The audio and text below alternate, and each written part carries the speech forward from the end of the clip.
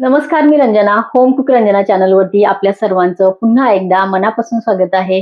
तर आजची रेसिपी करणार आहे पचायला हलका आणि शरीरासाठी उत्तम हेल्दी असं मी इथे बनवणार आहे. धिरडे, तुम्ही त्याला डोसा सुद्धा म्हणू शकता. कारण भिजवलेल्या याच्यापासून मी बनवणार आहे. भिजवलेली जी वरी आहे, तर वरईचा हा डोसा आहे. त्यामध्ये मी काय घातलेलं आहे, कशी भिजवलेली आहे, किती तास ती वरई भिजवून घेतलेली आहे, तर हे इथे दाखवणार आहे. तर तुम्ही त्याला डोसा म्हणू शकता, धिरडं म्हणू शकता. पचायला तर हलका आहेच, पण हेल्दी सुद्धा आहे. उपवासाच्या दिवशी तुम्ही खाऊ शकता, म्हणजे एकादशीच्या उपवासाला ते नक्कीच चालणार आहे. एरवी तुम्ही मध्ये आधी जर खाल्लं तरी सुद्धा ते पचायला हलका असल्यामुळे तुम्ही संध्याकाळच्या जेवणामध्ये सुद्धा हा डोसा किंवा हे धिरडं खाऊ शकता. चला तर मग रेसिपीला सुरुवात करते. तर मंडळी, हे बघा, वरई मी रात्री एक वाटीभर वरई, एवढी वाटी भरून मी वरई ही स्वच्छ धुवून आणि या पातेल्यामध्ये रात्री टाकलेली आहे. त्यामध्ये मी पाणी घातलेलं होतं. एक वाटी वरई होती, तर मी त्याच्यामध्ये 3 वाट्या पाणी घालून आणि ही वरई भिजवलेली होती. आणि ह्याच्यामध्ये 2 टीस्पून, याच टीस्पूनच्या मापाने 2 टीस्पून मी याच्यामध्ये घातलेले आहे साबुदाणे. तर हे बघा, ह्याच्यात साबुदाणे आता मी मिक्स केल्यामुळे दिसत नाहीये, तर 2 टीस्पून याच्यामध्ये मी साबुदाणे घातलेले आहेत. तर रात्रभर हे छान भिजल्यानंतर हे बघा, एवढं असं हे घट्ट होऊन येतं. तर ह्या संपूर्ण पाण्याचाही वापर आपल्याला इथेच करायचा आहे आणि पाणी यातलं काढून टाकायचं नाही. तर आपल्याला हे मिक्सरमध्ये आता हे फिरवून घ्यायचं आहे. तर मंडळी, मोठे माणसं जर खाणार असेल तर तुम्ही अजून याला चवीचं बनवू शकता. म्हणजे याच्यामध्ये तुम्ही एक हिरवी मिरची घालू शकता. तर हिरवी मिरची घालून आणि तुम्ही हे वाटू शकता.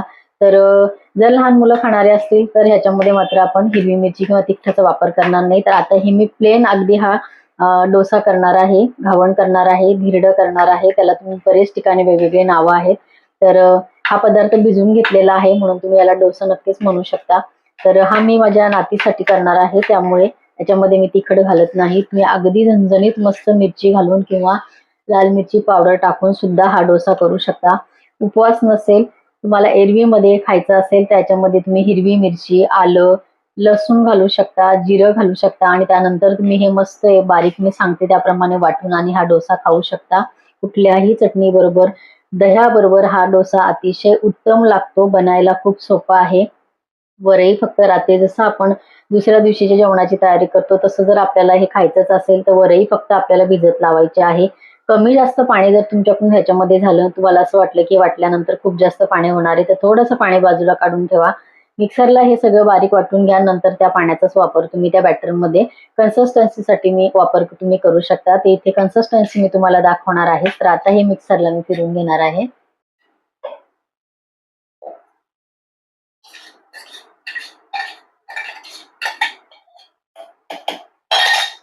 तर मंडळी, मिक्सरच्या भांड्यामध्ये मी हे काढलेलं आहे वरई. आता बघा, इथे घ्यायचे आहे पण आपल्याला दही घ्यायचं आहे. दही जास्त आंबट असेल तर 1 टीस्पूनचा वापर करा. पण जर दही आंबट नसेल तर 2 टीस्पून आपल्याला 1 वाटीसाठी इथे दही घ्यायचं आहे. किंवा दही तुमच्याकडनं कमी जास्त झालं तरी सुद्धा काही हरकत नाही. बॅटर बघा, मिक्सर मधून मी फिरून घेतलेला आहे. चमच्यावरती मी तुम्हाला इथे दाखवते. अगदी बारीक रवा असतो आपला, तसं ह्या रव्याच्या सारखं आपल्याला या चमच्यावर दिसतं. एवढं आपल्याला हे बारीक करायचं आहे. आणि तेवढ्याच पाण्यामध्ये जेवढी वरई आपण जशी भिजवलेली मी दाखवली, तेवढ्याच याच्यामध्ये ही कन्सिस्टन्सी आपल्याला तयार करायची आहे. पाणी तुमच्याकडनं जास्त झालं तर मात्र वरई निथळत ठेवा, पाणी काढून टाका. व्यवस्थित मिक्सरमध्ये सांगितल्याप्रमाणे हे बॅटर करा आणि त्यामध्ये जर गरज असेल तर त्या पाण्याचा वापर करा तुम्ही. नाहीतर अगोदरच जर पाणी कमी घातलं तर ह्याप्रमाणे आपली कन्सिस्टन्सी तयार होती. तर इथे आपलं हे बॅटर तयार झालेलं आहे. मंडळी, चवीपुरतं घालायचं आहे मीठ. मंडळी, बॅटरची कन्सिस्टन्सी इथे बघा, ह्याच पद्धतीने आपल्याला ठेवायचे आहे. आपले डोसे मस्त येतात. जास्त घट्ट केलं तर ते डोसा जसा पाहिजे तसा येणार नाही, किंवा तुम्ही धिरडं म्हणू शकता, धिरडं तसं येणार नाही. तर त्यासाठी आपल्याला ह्याच पद्धतीने आपले बॅटर तयार करायचं आहे. आणि हे बघा, हे अशा टाईपमध्येच आपल्याला ते बारीक करायचं आहे. म्हणजे एकदम 0 नंबरचा रवा असतो त्याप्रमाणे आपल्याला हे बॅटर व्यवस्थित मिक्सरमध्ये फिरवून घ्यायचं आहे. पॅन मी एकीकडे गरम करत ठेवलेला आहे. पॅन वरती मी थोडंसं तेल घातलेलं आहे. तर हे बघा, हे राहिलेलं सगळीकडे मी पॅनला तेल पसरवून घेतलेलं आहे आणि राहिलेलं तेल संपूर्ण मी हे बाजूला काढून घेतलेलं आहे. तवा आपल्याला मात्र व्यवस्थित गरम करायचा आहे.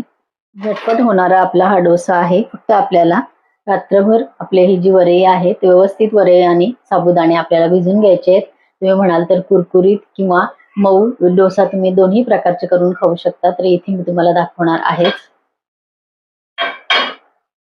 तवा गरम झाला आपला, त्याच्यावरती पाण्याचे 2-3 थेंब मी शिंपडलेले आहेत आणि आता आपल्याला इथे घालायचं आहे हे बॅटर.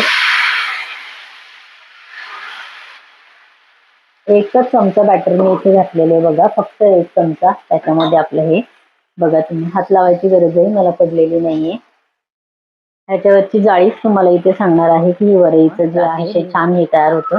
व्यवस्थित वरचं संपूर्ण सुकल्याशिवाय मात्र ह्याला कालथा लावायचं नाही, अन्यथा ते तुटू शकतं, कारण वरईचं ते आहे.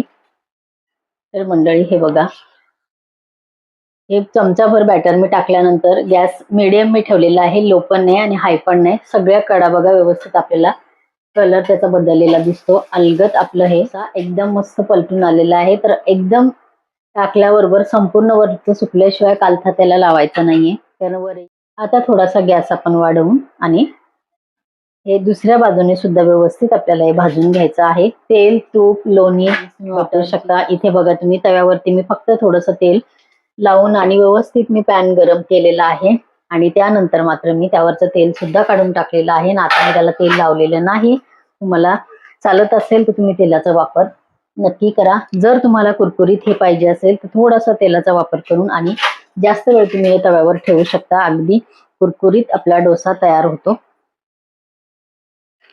तर मंडळी दुसरी बाजू पण बघा डोस्याची आपली किती व्यवस्थित भाजलेली आहे. ह्याला जर जाळी म्हणाल तर तुम्हाला मी असे दाखवते. एकदम कुरकुरीत हा डोसा तयार झालेला आहे. तर याच पद्धतीने मी डोसा करून घेणार आहे.